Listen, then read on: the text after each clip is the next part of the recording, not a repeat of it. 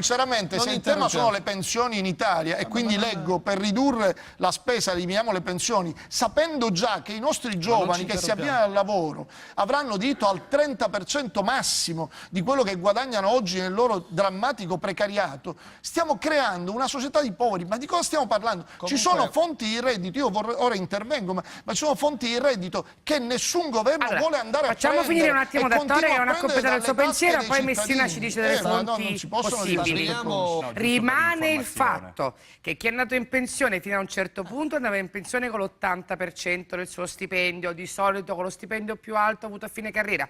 E io sono d'accordo con Messina che io, se tutto va bene, prenderò il 30% di quello che invece è il mio stipendio durante la mia vita. Avrò un problema perché sarò un pensionato povero e così tutta la generazione dei trentenni e dei quarantenni. Ce ne vogliamo occupare o vogliamo dire che non è un problema in Italia? Perché possiamo parlare, il problema non siano i pensionati, attenzione, non quelli d'oro. Ma non ho detto che era il problema, dico che è un pezzo importante per difendere da Torre. Una cosa, io credo che in Italia il problema sia per esempio l'evasione fiscale, di cui nessuno parla e non se ne parla nemmeno nelle slide che sono state presentate. No, se ne parla tanto, effettivamente in questi ultimi tempi Renzi non ne ha se ne parlato parla. meno. E allora lì ci sono 60 miliardi di euro. Hai voglia le pensioni che ci paghi con 60 miliardi di euro? Hai voglia le pensioni? Ma io parlo della grande evasione fiscale che oggi in questo paese continua a non essere combattuta e non se ne parla. Altro che il pensionato con la pensione minima, dobbiamo fare questo. Aggiungo, si parlava delle forze dell'ordine. Il problema non è tagliare personale, per capirci. Il problema è quando si dice che bisogna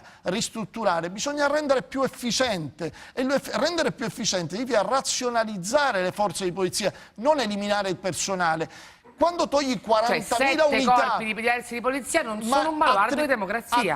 Non c'entra la democrazia. Noi parliamo di sicurezza, non parliamo di altro. E la sicurezza viene garantita specializzando i corpi, ma non eliminando il personale. Non è che togliendo le persone o togliendo un commissariato noi garantiamo di più i cittadini. E vi aggiungo, ci sono pure i soldi. Ecco perché poco fa mi agitavo in questo senso. Ci sono i soldi depositati su un conto dello Stato che sono riservati proprio al Ministero dell'Interno e al Ministero della Giustizia. Sono fondi confiscati alla mafia. Carabinieri, Polizia, Guardia di Finanza, Forze dell'Ordine, magistrati hanno lottato. Ci arriveremo perché c'è un servizio anche su quello. No, devo dire, nel Fondo Unico Giustizia, a parte gli 80 miliardi di beni confiscati, ci sono 2 miliardi e 300 milioni di euro in contanti e titoli di Stato. Ora mi spiegate per quale motivo questi soldi non vengono utilizzati? E l'abbiamo rappresentato più volte ed è così. Chiedo di essere smentito in questo senso. Gasparri. Sul Fondo Unico Giustizia ci sono 2 miliardi e 300 milioni in contanti. Perché li prendiamo sempre ai cittadini e non utilizziamo i fondi confiscati alla mafia? Spiegatemi.